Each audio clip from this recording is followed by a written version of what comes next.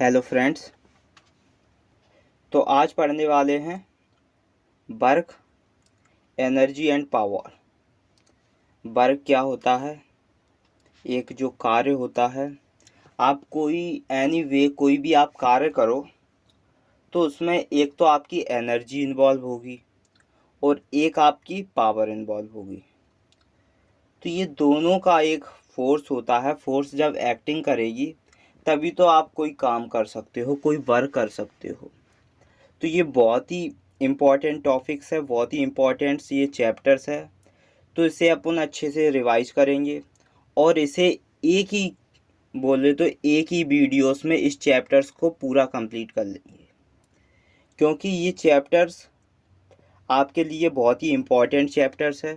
इससे रिलेटेड बहुत ही क्वेश्चंस बनते हैं कि वर्क क्या है, पावर क्या है, एनर्जी क्या है। ये तीनों कंपलसरी हैं आपके हर चैप्टर्स में। बोले तो आपके फिजिक्स के अंदर ये तीनों इतना कंपलसरी है, नेसेसरी है, जिसे आप हर चीज़ में देखने को मिलेंगे। हर एक कॉन्सेप्ट, हर एक न्यूमेरिकल्स में work, power and energy involve होता है, डिनोटेड करता है।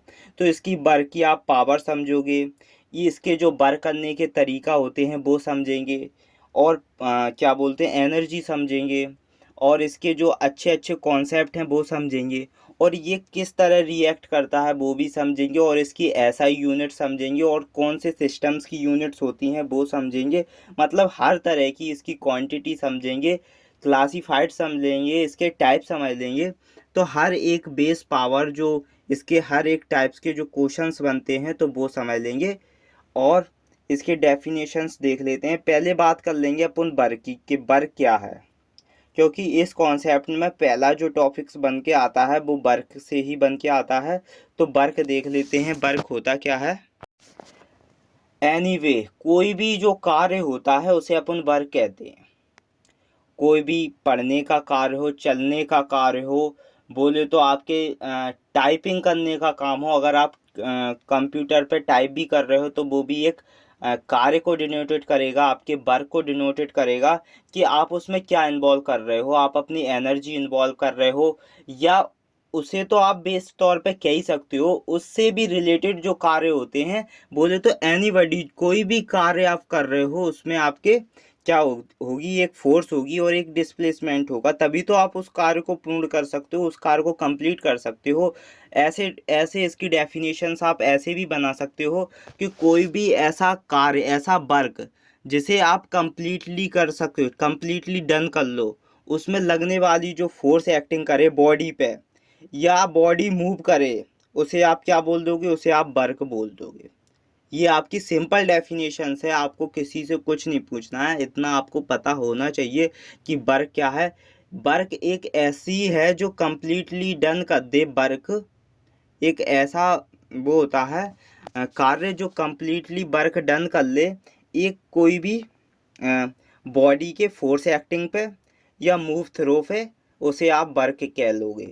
या इसकी डेफिनेशन समझ सकते हो कि work is said to be done if force acting on a body is able to move it through some distance in the directions of force, जिसमें लगने वाली फोर्स और डिस्प्लेसमेंट्स वो दोनों के बराबर क्या होता है, वर्क होता है। ये समझ लो, ठीक है। तो इसकी पहले आप डेफिनेशंस देख लेंगे, क्योंकि डेफिनेशंस बहुत ही इंपॉर्टेंट होती है। आपको डेफिनेशंस मैं दिखा देता हूँ इसकी कि डेफिनेशंस क्या होती है। अगर डेफिनेशन से आपको पूरा समझ में आ जाएगा कि ये जो वर्क है वो क्या कह रहा है। ओके, तो पहले डेफिनेशंस की बात कर लेते हैं। इसमें देखो, वर्क की बात करें, कह रहा है work is a said to be done if force acting. Work आप कब डन होगा, मैं वही बात कर रहा था ना कि वर्क आप कब डन कर सकते हो, कब वर्क कंप्लीटली डन कर सकते हो। तो वर्क को अपन is said to be done जब डन करेंगे जब एक फोर्स, इफ फोर्स एक्टिंग कर रही हो ऑन ए बॉडी पर, एक फोर्स एक्टिंग करे ऑन ए बॉडी पर, is able to move through, और फिर आपकी बॉडी क्या करने लगे, मूव थ्रो करने लगे सम डिस्टेंस, कुछ डिस्टेंस पे, इन डायरेक्शन ऑफ फोर्स, वो भी फोर्स के डायरेक्शंस पर। जैसे कि वर्क वर्क के बराबर क्या हो जाएगी आपकी फोर्स और इनटू डिस्प्लेसमेंट। हरदम याद रखना, इनटू डिस्प्लेसमेंट क्या, force into displacement, work equal to force into displacement, ये शॉर्ट फॉर्म है। W इक्वल टू जो फोर्स होता है वो डिनोटेड करता है, वो उसका जो सिंबल्स होता है वो कैपिटल F होता है और स्मॉल s डिस्प्लेसमेंट्स का होता है, ये भी आप ध्यान रखें। तो इसकी जो वर्क की जो करने की जो क्षमता होती है, मतलब किस तरह करता है, इसकी जो क्वांटिटीज होती है, इसके जो गुण होते हैं वो पॉजिटिव भी हो सकता है, नेगेटिव भी हो सकता है वर्क, और जीरोस भी हो सकता है। Work can be positive, negative and zeros भी हो सकता है इफ। और इसकी एसआई यूनिट्स की बात करें वर्क की, तो न्यूटन्स मीटर्स भी हो सकती है, न्यूटन्स मीटर होती है किसकी, वर्क की। किसकी, वर्क की जो एसआई यूनिट्स होती है वो न्यूटन्स मीटर होती है। और इसकी जो जूल्स में होती है, ये जो यूनिट्स निकल के आती है वर्क की वो जूल्स में निकलती है। और ये सीजीएस यूनिट्स को एयर करती है, क्या, वर्क। वर्क सीजीएस यूनिट्स बोले तो सेंटीमीटर्स और ग्राम्स और second, centimetre gram seconds units को एज करती है। और ये एक स्केलर क्वांटिटीज़ होती है, कैसी होती है, एक स्केलर क्वांटिटीज़ होती है। स्केलर क्वांटिटीज़ की बात करें तो जिसमें मैग्नीट्यूड्स होता है लेकिन डायरेक्शंस नहीं होती, क्या नहीं होती है, डायरेक्शंस नहीं होती है। तो ये सीजीएस यूनिट्स को एज करती है जिसमें सेंटीमीटर ग्राम और सेकंड्स आता है। और ये बर क्या है, एक स्केलर क्वांटिटी से। आपको मैंने उस नेक्स्ट यूनिट एंड मेजरमेंट्स में बताया था कि स्केलर क्वांटिटीज़ कौन कौन सी होती हैं आपकी। स्केलर क्वांटिटीज जिसमें मैग्नीट्यूड्स होता है और डायरेक्शंस नहीं होती है, जैसे कि आपका स्पीड्स हुआ, वर्क हुआ, वॉल्यूम्स हुआ, और पावर हुआ, इलेक्ट्रिसिटी हुआ, और इलेक्ट्रिक करंट हुआ। ओके, ये क्या है आपकी, ये आपकी क्या बताती हैं, ये आपकी स्केलर क्वांटिटीज़ होती हैं जिसमें मैग्नीट्यूड तो प्रेजेंट होता है लेकिन डायरेक्शंस नहीं होती है। और जो आपके वेक्टर क्वांटिटी क्या होती है, वेक्टर क्वांटिटी में मैग्नीट्यूड्स भी होता है और डायरेक्शंस भी होती है। ऐसी क्वांटिटीज़ को वेक्टर क्वांटिटीज़ कहते हैं। जिसमें आपके क्या आ जाते हैं, जिसमें बोथ मैग्नीट्यूड्स भी होता है और डायरेक्शंस होता है, उसमें क्या आ जाते हैं, वेलोसिटी आ जाती है, मोमेंटम आता है, टॉर्क आता है, एक्सीलरेशंस आता है और डिस्प्लेसमेंट्स आता है। ये आपका क्या हुआ, वर्क हो गया। वर्क एक स्केलर क्वांटिटीज होती है।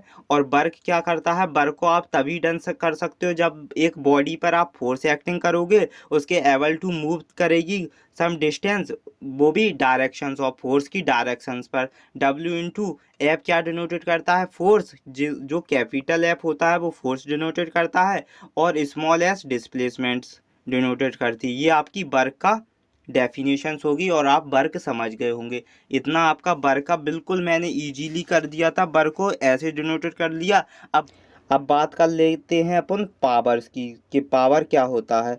पावर बोले तो शक्ति होती है।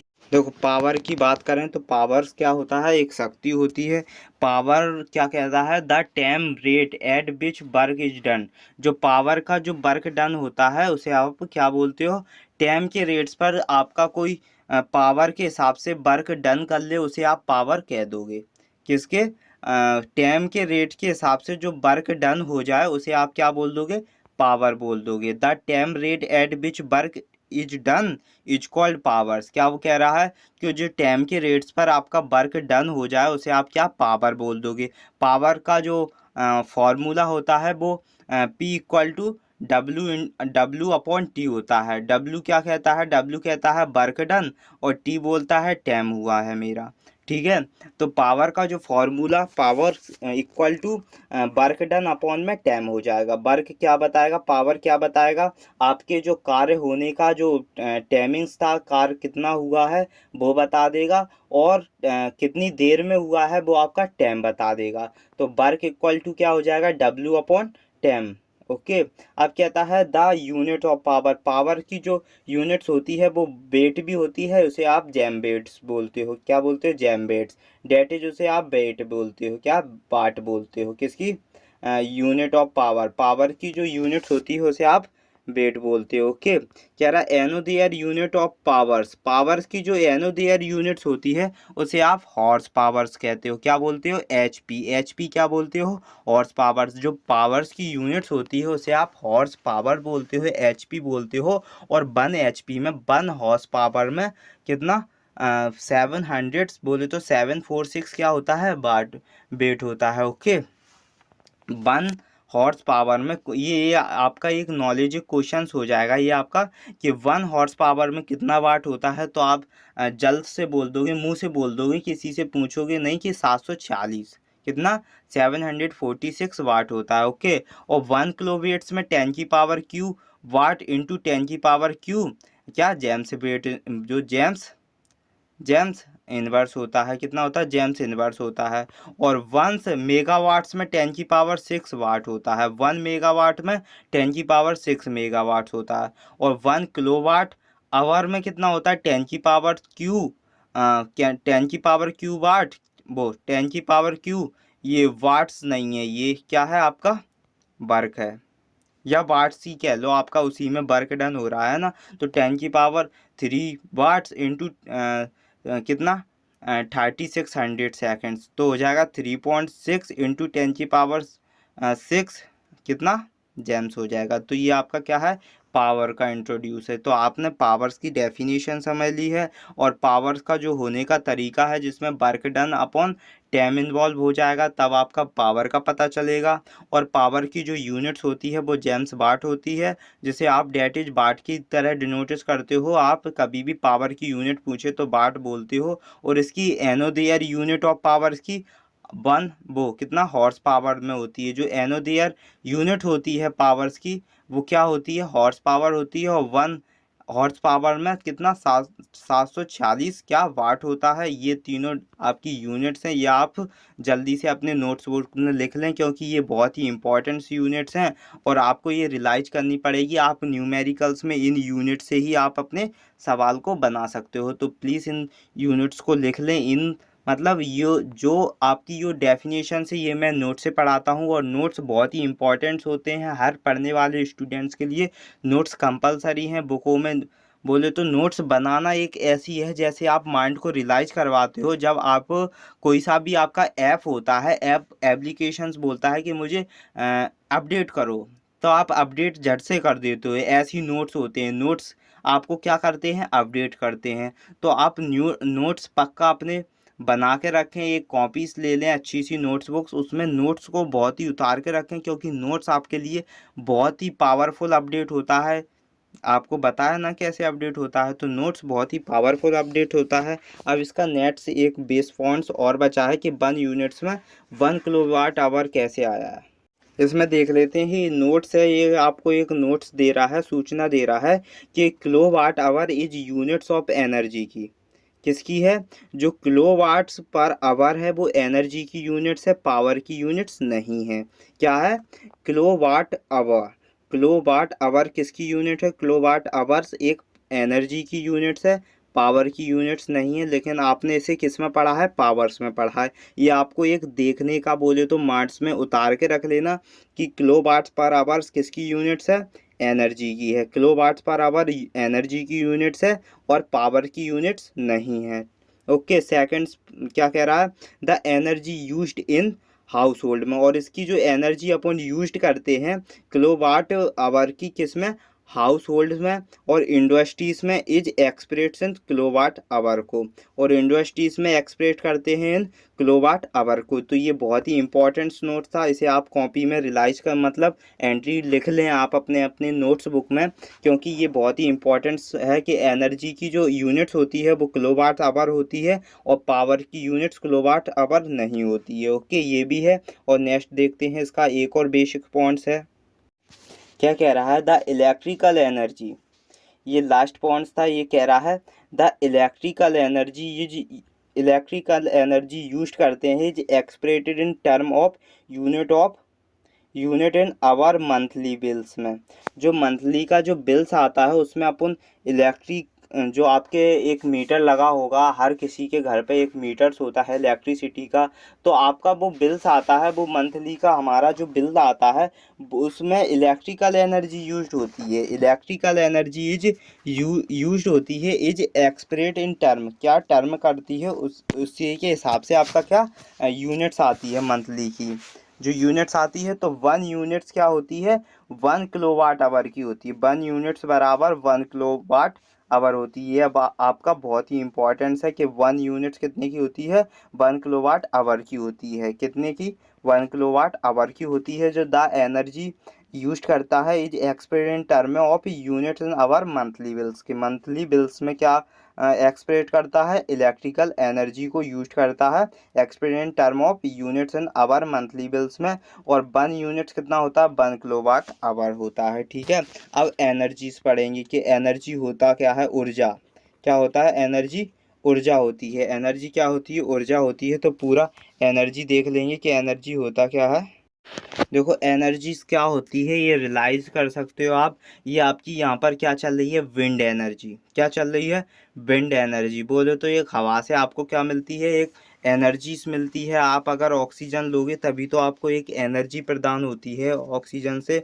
तो वो एनर्जी क्या होती है, एनर्जी एक जो डूइंग वर्क वर्क के लिए तो काम आती है, उसे भी आप क्या बोलते हो, एनर्जी बोलते हो। लेकिन एक एनर्जी कई प्रकार की होती है, एक जियोमेट्रिकल से एनर्जी होती है। लेकिन इसमें जो एनर्जी की बात हो गई है वो क्या हुई है, इसमें एनर्जी की बात हुई है कि एनर्जी क्या है, इसमें एक विंड एनर्जी है जो क्या दे रही है, हवा दे रही है। क्या देती है, हवा देती है। तो इसकी सम्स यूनिट्स देख लेंगे, तो ये आपको ये क्या कंप्लीटली समझ में आने लगेगा कि मैं किस एनर्जी की बात कर रहा हूँ, किस ऊर्जा की बात कर रहा हूँ। पहले एनर्जी की डेफिनेशन समझ लेंगे कि जो कैपेसिटी डूइंग वर्क, इसमें वर्क की बात हुई है कि वर्क को कंप्लीटली करने के बाद तो एनर्जी मिलती है।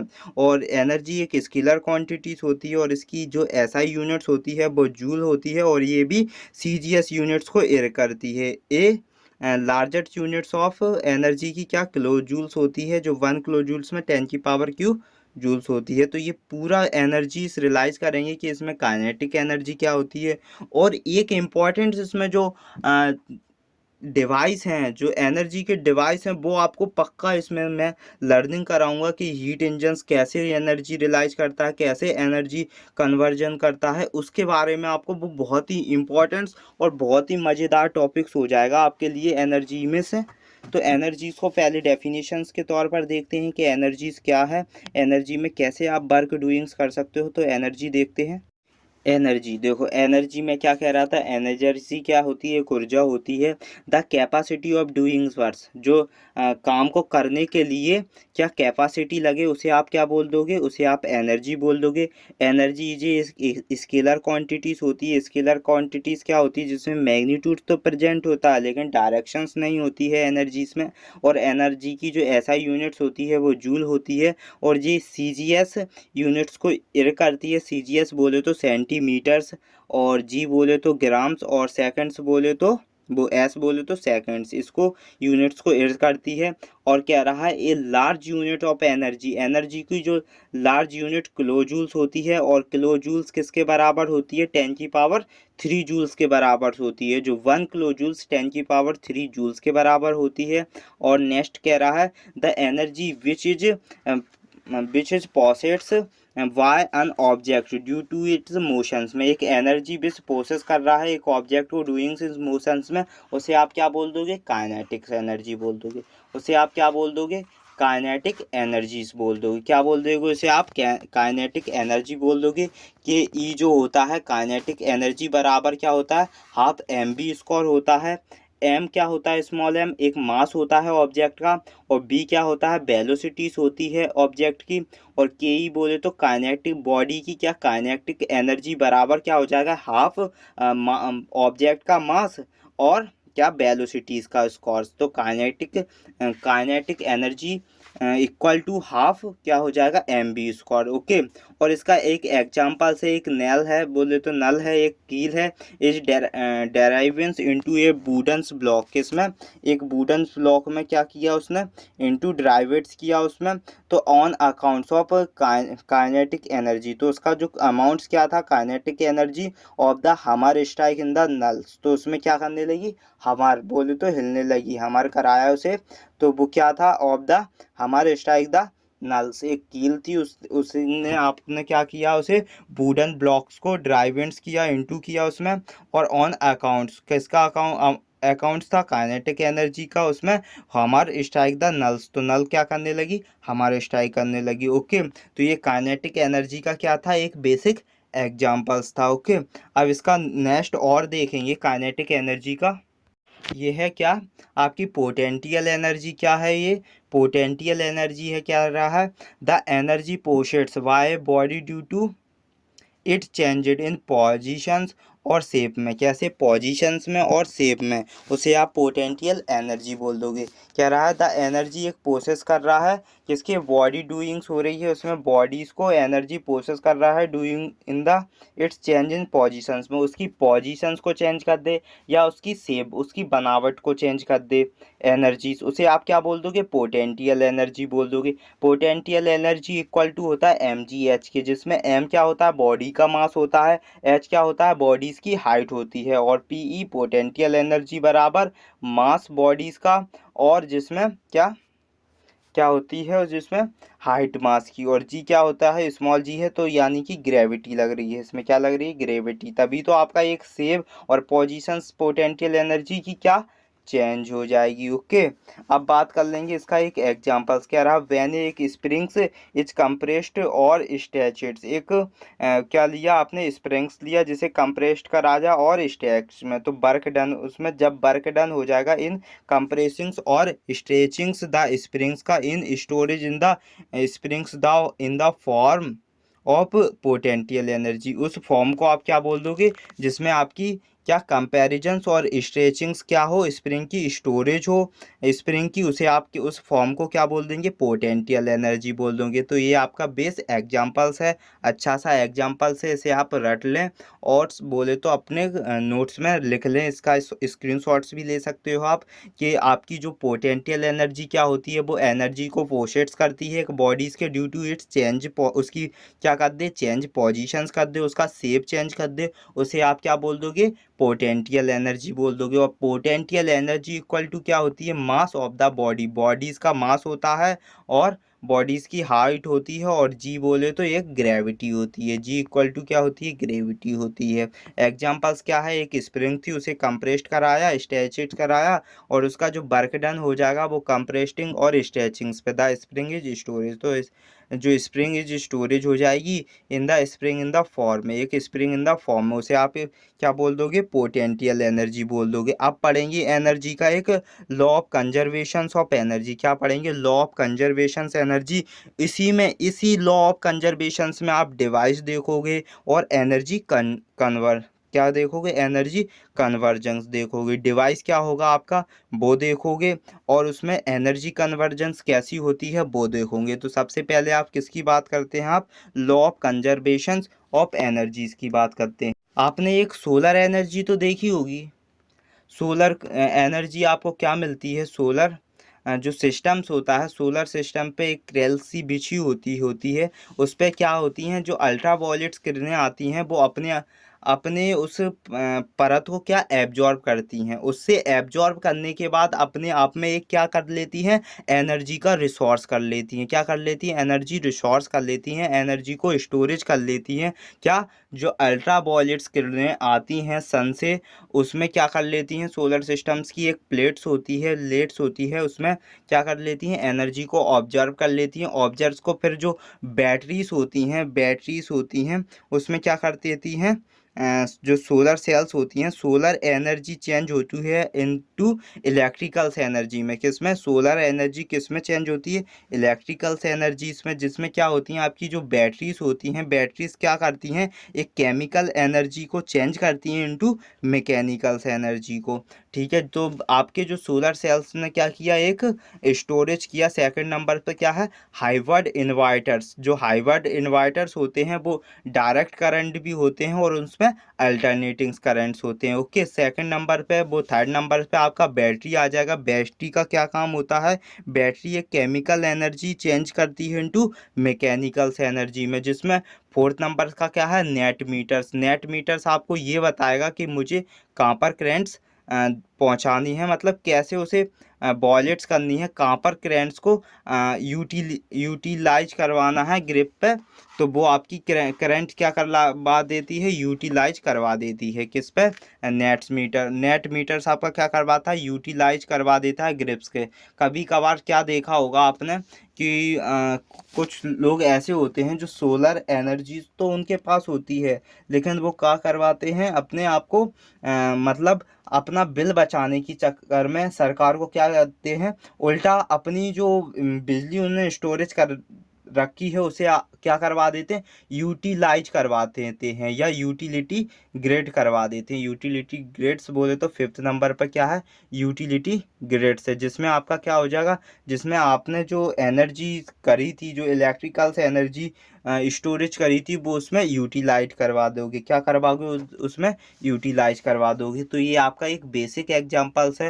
होप आपको बिल्कुल अच्छे से समझ में आया होगा, क्योंकि इसमें आपको मैंने पॉइंट्स तो आपको बता दिए कि first point, second point, fifth point और फोर्थ पॉइंट्स पे क्या कह रहा है ये। और इससे अलावा मैंने आपको इसमें एक ऐसा डायग्राम्स दिया है गिफ्ट के तौर पर, जो आपकी क्या एकदम फेस आपको क्लियर कर रहा है कि सन क्या दे रहा है। एक सन सोलर एनर्जी दे रहा है, अल्ट्रा वायलेट से किरणें रेस आ रही हैं, और वो एक प्लेट से जो क्या कर रही है, एब्जॉर्ब कर रही है। इतना तो आपको पता चल गया। फिर सेकंड नंबर पे क्या है, हाइब्रिड इन्वर्टर है। क्या है, हाइब्रिड इन्वर्टर है, जो क्या करता है, डायरेक्ट करंट भी करता है और अल्टरनेटिव करंट्स भी करता है। फिर एक बैटरी है। बैटरी, इसका क्या काम होता है, बैटरी एक केमिकल एनर्जी को चेंज कर देती है मैकेनिकल एनर्जी में, ये भी पता चल गया। फोर्थ नंबर पे नेट मीटर्स है। नेट मीटर्स आपको बता देगा कि कितने वोल्ट्स पे आपकी हाइट वो इलेक्ट्रिसिटी जा रही है, यूटिलाइज कर रही है ग्रिप में। तो इतना आपका पूरा बेसिकली कंप्लीट पॉइंट्स हो चुके हैं, आपको ज़रूर समझ में आ गया होगा। अब बात कर लेते हैं लॉ कंजर्वेशंस ऑफ एनर्जी की। लॉ कंजर्वेशंस ऑफ एनर्जी बहुत ही इंपॉर्टेंट टॉपिक्स है। आप इसे अच्छे से यूटिलाइज करें, अच्छे से पढ़ें, क्योंकि अगर ये टॉपिक्स आपको अच्छे से समझ में आ गया एनर्जी का, तो आपको पता चल जाएगा कि जो एनर्जीज होती हैं इसमें कैसे आपको साउंड सुनाई देती है। माइक ना आपने देखा होगा, जो माइक होता है, माइक्रोफोन होते हैं, उसमें कैसे आप मतलब सुन सकते हैं, उसमें साउंड एनर्जी कैसे चेंज हो जाती है इलेक्ट्रिकल से एनर्जी में, वो आपको सब इसी में पता चल जाएगा। आपको जो इलेक्ट्रिक बल्ब होता है वो कैसे आपको मतलब ओपनली लाइट देने लगता है, चमकने लगता है, जिससे आपको लाइट्स मिलती है, प्रकाश मिलता है। तो उसमें क्या होता है, उसमें जो आपके बल्ब होते हैं वो इलेक्ट्रिकल एनर्जी को चेंज कर देते हैं लाइट एनर्जी में, जिससे आप बोलते हो कि ये आप रात हो गई है। तो अपन कैसे हर बल्ब जलाते हैं घरों में, तो बल्ब क्या करते हैं, आपको उजाला देते हैं, लाइट एनर्जी से रिसोर्स करते हैं। तो वो कैसे करते हैं, क्योंकि उसमें इलेक्ट्रिकल एनर्जी होनी कंपलसरी है। इलेक्ट्रिकल एनर्जी रिसोर्स उसमें यूटिलाइज करेगी, कन्वर्जेंस होगा, तभी तो आपको लाइट एनर्जी दे पाएगा, नहीं तो नहीं दे पाएगा। जैसे कि आपके डायनेमो हुआ, फोटो सेल्स हुआ, वर्निंग कॉल हुआ, आपका प्लेइंग से सितार हुआ, माइक्रोफोन हुआ, लाउड स्पीकर हुए, ये सब क्या है, ये आप लॉ ऑफ कंजर्वेशन एनर्जीज होते हैं, ये डिवाइस होते हैं। इसमें कैसे एनर्जी कन्वर्जेंस करती है, तो एक एक करके अपन पहले law of conservation of energies देख लेते हैं कि लॉ ऑफ कंजर्वेशन एनर्जी क्या होती है। Law of conservations of energy की बात करते हैं। कह रहा according to law of conservations of energy के अकॉर्डिंग्स की बात कह रहा है, energy can neither be created nor be क्या डिस्ट्रॉयड्स। एनर्जी को can be neither be created और nor be destroyed, it can only be transformed. और इसमें क्या होता है, it can only be format करता है from one to form to एनोदियर, एक से एक में बोले तो एक से दूसरे में क्या करता है, ट्रांसफॉर्म करता है ओनली। और कह रहा है द टोटल एनर्जी, जो टोटल एनर्जीज के पहले बिफोर्स एंड टोटल एनर्जी के बाद जो ट्रांसफॉर्मेशन हुआ है वो हमेशा कैसा रहेगा, रिमेन्स कांस्टेंट रहेगा। कैसा रहेगा, रिमेन्स कांस्टेंट रहेगा। तो कह रहा है जो law of conservation of energies के जो अकॉर्डिंग्स, जो एनर्जीज कैन नेदर बी ग्रेटर्स और नॉर बी डिस्ट्रॉयड होगी। और इसमें it can only be transformed, और इसमें क्या हो जाएगी, कैन ओनली ट्रांसफॉर्मेट करेगी फ्रॉम वन फॉर्म टू एनोदियर, एक से और एक में, एक से एनोदियर में क्या करेगी, ट्रांसफॉर्म करेगी ओनली एक से फ्रॉम टू एनोदियर में। The total energy before, the total energy before and after transformations, बोले तो पहले की जो एनर्जी और ट्रांसफॉर्मेशन की बाद की एनर्जी क्या रहेगी, रिमेंस कांस्टेंट रहेगी। आप ये बहुत ही इंपॉर्टेंट पॉइंट्स है कि आपकी जो एनर्जी ट्रांसफॉर्मेट करेगी एक से एनोदेयर में, कैसे करेगी, ट्रांसफॉर्मेट करेगी एक से एनोदेयर में।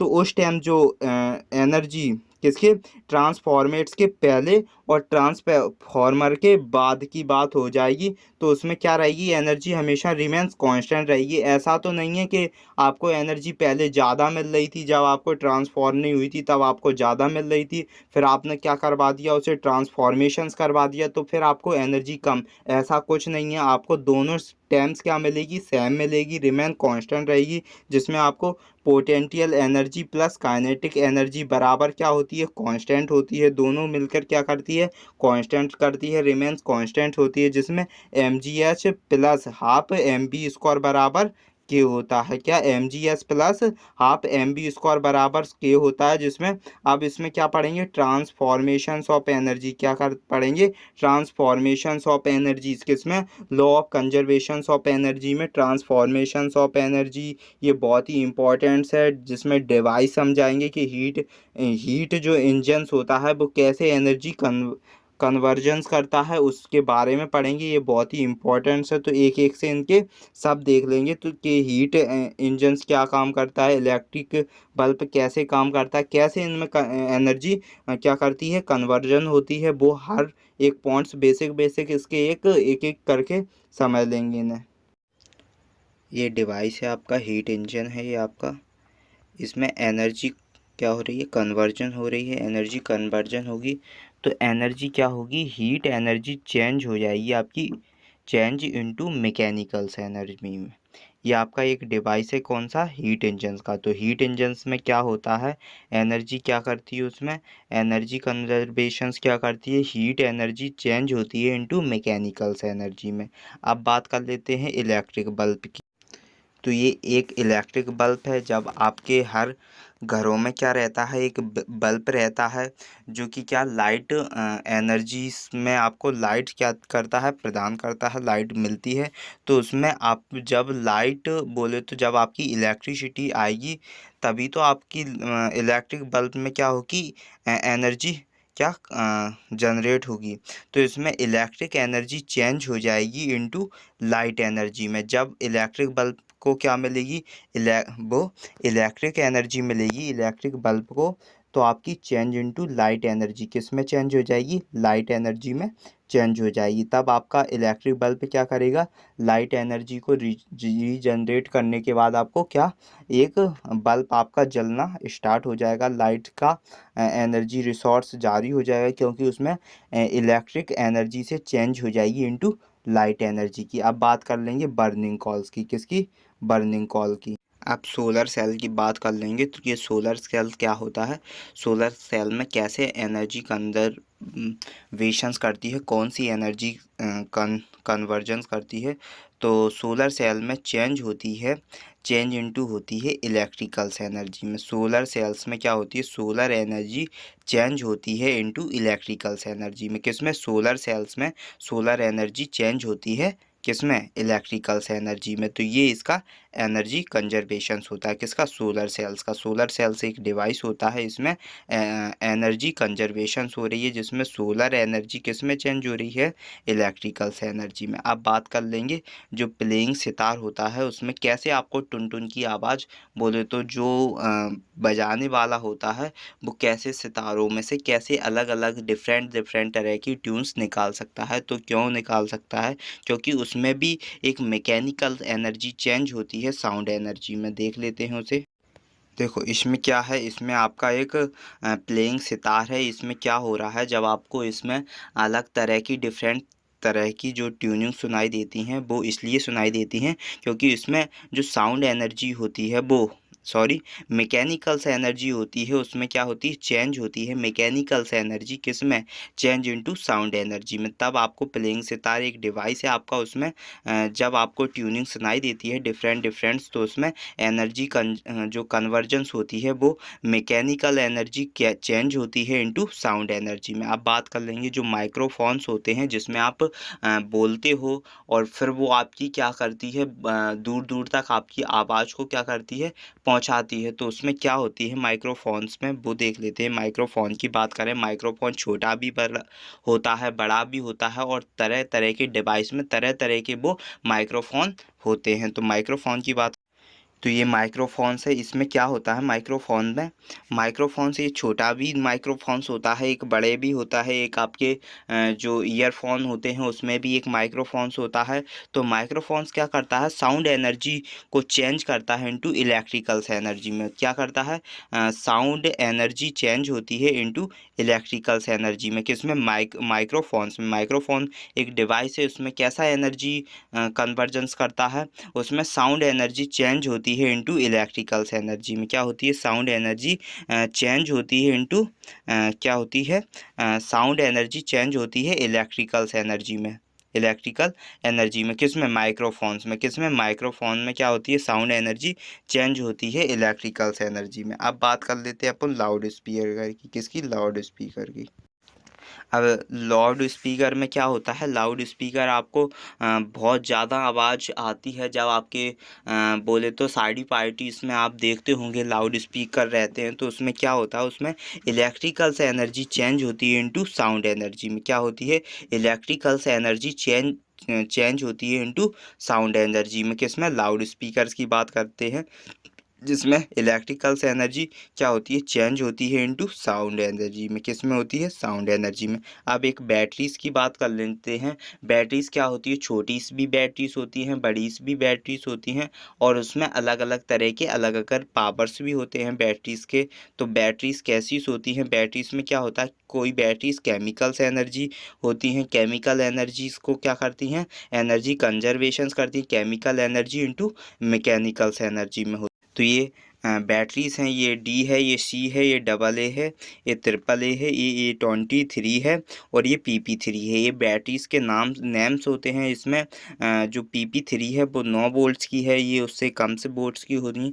तो इसमें क्या होता है, इसमें केमिकल से एनर्जी क्या होती हैं इनटू जो केमिकल एनर्जी चेंज इनटू किस में होती हैं, मैकेनिकल एनर्जी में होती हैं। बैटरीज की बात करें तो बैटरीज में केमिकल एनर्जी चेंज होती है इनटू मैकेनिकल एनर्जीज में। अब बात कर लेते हैं इलेक्ट्रिक मोटर्स की।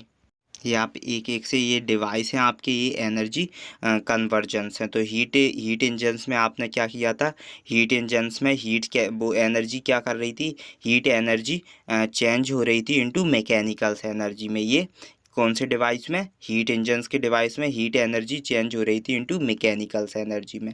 और इलेक्ट्रिक बल्ब्स में क्या एनर्जी, कैसा कन्वर्जेंस कर रही थी, इलेक्ट्रिकल एनर्जी चेंज हो रही थी इनटू लाइट एनर्जी। इसमें क्या, इलेक्ट्रिक बल्ब्स की बात करें तो इसमें इलेक्ट्रिक एनर्जी चेंज हो रही थी इनटू लाइट एनर्जी में। और बर्निंग कॉइल की बात करें, बर्निंग कॉइल की, तो इसमें केमिकल एनर्जी चेंज हो रही है इनटू हीट एनर्जी में। किसमें, केमिकल एनर्जी चेंज होती है इनटू हीट एनर्जी में। और सोलर सेल्स की बात करें तो सोलर एनर्जी चेंज होती है इनटू इलेक्ट्रिकल एनर्जी में। सोलर एनर्जी किसमें चेंज होती है, इनटू इलेक्ट्रिकल एनर्जी। और जो आपका प्लेइंग सितार था, कौन सा, प्लेइंग सितार था, तो उसमें मैकेनिकल एनर्जी चेंज हो रही थी इनटू साउंड एनर्जी में। किसमें, मैकेनिकल एनर्जी चेंज हो रही थी इनटू साउंड एनर्जी में। और माइक्रोफोन्स था, उसमें साउंड एनर्जी चेंज हो रही थी इनटू इलेक्ट्रिकल एनर्जी में। माइक्रोफोन में साउंड एनर्जी चेंज हो रही थी इनटू इलेक्ट्रिकल एनर्जी में। और लाउड स्पीकर में क्या थी, इलेक्ट्रिकल एनर्जी चेंज हो रही थी इनटू साउंड एनर्जी में। इलेक्ट्रिकल एनर्जी किस में चेंज हो रही थी, साउंड एनर्जी में। और बैटरीज में केमिकल एनर्जी चेंज हो रही थी इनटू किसमें, किसमें, मैकेनिकल एनर्जी में। और ये जो इलेक्ट्रिक मोटर्स होती है आपकी, हर घर में इलेक्ट्रिक मोटर्स तो होती ही हैं। तो इलेक्ट्रिक मोटर्स किसमें, इलेक्ट्रिकल एनर्जी चेंज होती है इनटू मैकेनिकल एनर्जी में। कौन, इलेक्ट्रिक मोटर्स। और फोटो सेल्स की बात करें तो फोटो सेल्स क्या करती है, लाइट एनर्जी चेंज करती है इनटू इलेक्ट्रिकल एनर्जी में। ये फोटो सेल्स क्या करती है, लाइट एनर्जी को चेंज कर देती है इनटू इलेक्ट्रिकल एनर्जी में। और डायनेमो की बात करें तो डायनेमो आपने, इसमें बहुत ही इंपॉर्टेंट कॉन्सेप्ट है, ये बहुत ही इंपॉर्टेंट डिवाइस है डायनेमो। और इलेक्ट्रिक मोटर्स, इसमें क्या होता है, डायनेमो में मैकेनिकल एनर्जी चेंज होती है इलेक्ट्रिकल एनर्जी में। किसमें, मैकेनिकल एनर्जी चेंज होती है इलेक्ट्रिक। तो आपका ये फुल्ली कॉन्सेप्ट कंप्लीट हो चुका है वर्क पावर एनर्जी का। कौन सा था, वर्क, ये वर्क एनर्जी एंड पावर का जो कॉन्सेप्ट था ये बहुत ही इम्पोर्टेंट कॉन्सेप्ट था।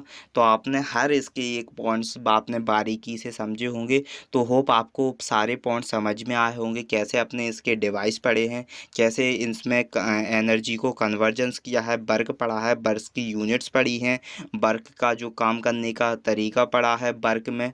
और पावर की बात करें तो पावर में कैसे अपन ने टाइम्स के रेट्स वर्क डन किया था जिसे आप पावर कह रहे थे, और जिसमें वर्क डन हो रहा था टाइम सिक्वेंस में हो रहा था, और हॉर्स पावर्स देखी थी इसमें, और क्वांटिटीज़ देखी थी, और एनर्जीज में आपने कैपेसिटी डूइंग्स बर्स कर रही थी, इसमें काइनेटिक्स एनर्जी देखी थी, पोटेंशियल एनर्जी देखी थी, फिर आपने law of convergence of energy देखी थी।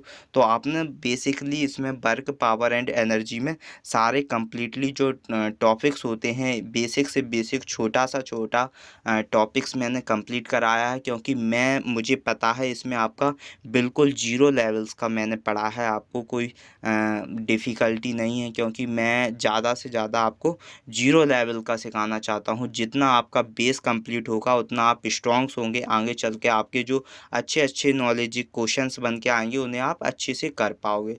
तो होप आपको ये सारे डाउट्स आपके क्लियर हो चुके होंगे। तो एक बार आप थम्स अप कर दें वीडियो को और शेयर कर दें, और थम्स अप ज़रूर करें, और एक कमेंट्स लिखें जिससे आपको पता चले कि आपको कौन सा कॉन्सेप्ट में क्या मिस्टेक हो रहा है, आपके कौन से पॉइंट्स में आपको कैसा लग रहा है। तो प्लीज़ आप एक कमेंट्स आपके लिए मेरे लिए एक बहुत ही अहम रोल निभाता है आपका एक कमेंट्स, जिससे मुझे पता चलता है कि आप कहाँ पर मिस्टेक कर रहे हो, कहाँ पर आपको नॉन अंडरस्टैंड्स हुए हो। तो वो आपको मैं सोचूंगा कि आपको किस तरह से और समझाऊं। वैसे तो मैं बिल्कुल जीरो लेवल का आपको पढ़ा रहा हूं, मुझे लगता है इससे नीचे लेवल का हो नहीं सकता, क्योंकि ये बिल्कुल ही ईजी है, बिल्कुल ईजी। जितना आप सबसे जीरो लेवल्स का पढ़ाता हूं मैं, जीरो से जीरो लेवल्स है, इससे बोले तो इससे जीरो नहीं हो सकता, क्योंकि मैंने खुद देखा है ये बिल्कुल बच्चे जैसा मैं पढ़ाता हूँ, आपको बिल्कुल बच्चा समझता हूँ। इसीलिए मैं आपको जानता हूँ कि आपको जब आपका बेसिक स्ट्रांग हो जाएगा फिर आप स्टैंडर्ड मैथड्स पढ़ोगे, स्टैंडर्ड न्यूमेरिकल्स लगाओगे, हर चीज़ को एकदम समझोगे। तो आपको ये पहले बेसिक आना ज़रूरी है। तो आपको होप समझ में आ चुका होगा। तो आप नेक्स्ट वीडियो में, नेक्स्ट सेशंस में नेक्स्ट वीडियो के साथ मिलेंगे। तब तक के लिए थैंक यू फ्रेंड्स।